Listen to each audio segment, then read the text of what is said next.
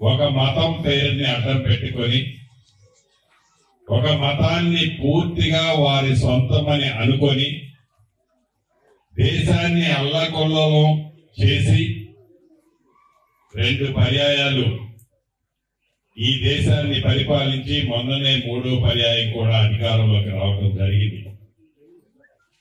స్వతంత్రం కోసం పోరాట చేసిన మహానుభావుల జ్ఞాపకాలను కానీ ఆనాడు ఈ భారతదేశ ప్రజలందరూ డబ్బొక్కటే కాదు, ఉన్నవాడికి లేనివాడికి చట్టం అనేది సమానమే అనే విధంగా డాక్టర్ బిఆర్ అంబేద్కర్ గారు ఏదైతే రచించారో రాజ్యాంగాన్ని, భారత రాజ్యాంగాన్ని, ఆ రాజ్యాంగాన్ని కూడా విమర్శిస్తూ, ఆ రాజ్యాంగాన్ని కూడా తప్పులు పడుతూ, ఆ రాజ్యాంగాన్ని అపహాస్యం చేస్తూ ఈ దేశ ప్రజలని మభ్యపెడుతూ 3వసారి కూడా అధికారంలోకి రావడం జరిగింది. ఈనాడు కేంద్రంలో అధికారంలో ఉన్న పార్టీ వివిధ ప్రాంతాలు, వివిధ రాష్ట్రాలు, వివిధ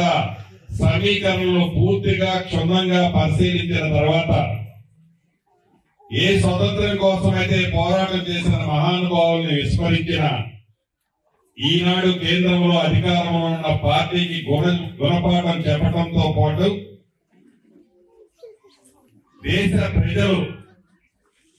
ఏదైతే ఈ స్వతంత్రం కోసం పోరాటం చేసిన వారితో పాటుగా మనం పవిత్రంగా మనం ఏ మతంలో ఉన్నా ఆ గ్రంథంలో చూసుకునే మన భారత రాజ్యాంగాన్ని అపహాస్యం చేసిన వాళ్ళకి బుద్ధి చెప్పే విధంగా దేశవ్యాప్తంగా ఒక గ్రామం నుంచి ఇంకొక గ్రామానికి, అది ఒక తెలంగాణ రాష్ట్రమో, ఒక ఉమ్మడి ఖమ్మం జిల్లానో, ఒక తిరుమలాయపాలెం మండలంలోనే కాదు, ఈ జై బాబు, జై భీమ్, జై సంవిధాన్ అనే కార్యక్రమాన్ని దేశవ్యాప్తంగా ప్రతి గ్రామంలో,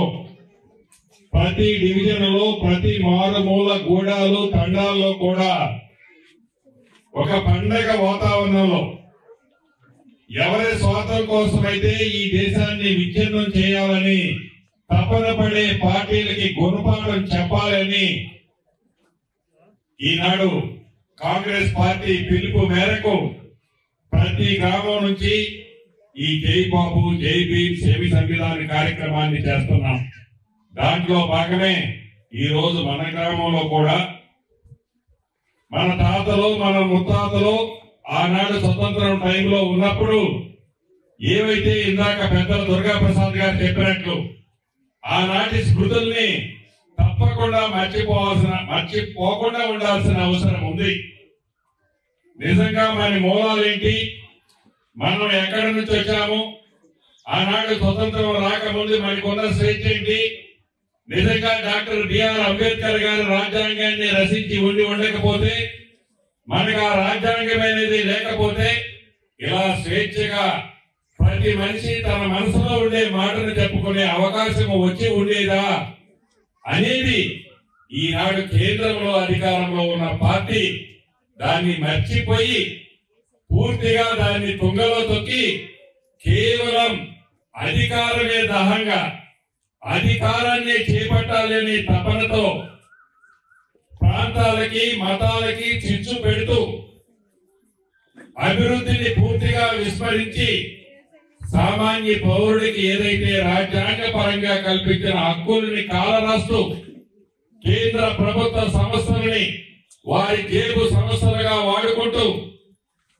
ఎవరైనా ఎక్కడైనా తలకాయ ఎగరేస్తే ఆ తలకాయ ఎగరేసే దాన్ని రాజ్యాంగాన్ని పూర్తిగా తుంగలో తొక్కి వారిని ఉక్కుపాదంతో అనగదొక్కి కేంద్ర ప్రభుత్వం ఏ రకమైన ఈ రాజు పరిపాలన చేస్తుందో మనకి స్పష్టంగా కనిపిస్తుంది. దాన్ని ప్రతి గ్రామంలో, ప్రతి ఇంటికి తీసుకుపోవాల్సిన పరిస్థితి ఈ భారతదేశ పౌరుడిగా మనందరి మీద ఉంది. కాబట్టి మనం ముందు మన నాయకులు ఇచ్చిన సూచనల మేరకు ఈ అద్భుతమైన, మహా అద్భుతమైన కార్యక్రమాన్ని పెద్దలు ఇచ్చిన సూచనలతో ఈనాడు రాష్ట్ర వ్యాప్తంగా చేసే దాంట్లో భాగంగా మన పాలేరు నియోజకవర్గంలోని తిరుమలాయపాలెంలో కూడా ఈనాడు పెద్ద ఎత్తున జరుపుకోవడం జరుగుతుంది. ఏది ఏమైనా పెట్టిన స్వతంత్రం పెద్దవాళ్ళ కోసమో, ఒక మతం కోసమో, ఒక ప్రాంతం కోసమో, ఒక వ్యక్తుల స్వార్థం కోసమో ఈ దేశానికి స్వతంత్రం ఆనాడు మన పెద్దోళ్ళు పోరాడి తెచ్చుకోలే. రాజ్యాంగం అనేది మహాపవిత్రమైన గ్రంథము అనేది ఏదైతే విస్మరించి ఈనాడు అధికారం అనే మత్తులో అధికారం ఉంది కదా, కేంద్రంలో నాకు అధికారం ఉంది, ఏది చేసినా చెల్లుబాటు అవుతుంది అనే మత్తులో రాష్ట్రాలని, దేశాలని, దేశంలో ఉన్న రాష్ట్రాలని చిన్నాభిన్నం చేస్తూ పరిపాలిస్తున్న కేంద్ర ప్రభుత్వానికి కనువిప్పు కల్పించాల్సిన బాధ్యత ఈ దేశ పౌరులుగా, ఈ రాష్ట్ర పౌరులుగా మన మీద ఉన్నది. దాంట్లో భాగమే ఇందాక మిత్రులు చెప్పినట్టు జై భీమ్, జై బాపు, జై సంవిధాన్ అనే కార్యక్రమం. కాబట్టి ఇంత పెద్ద ఎత్తున గత స్మృతులను ఒకసారి గుర్తు చేసుకుంటూ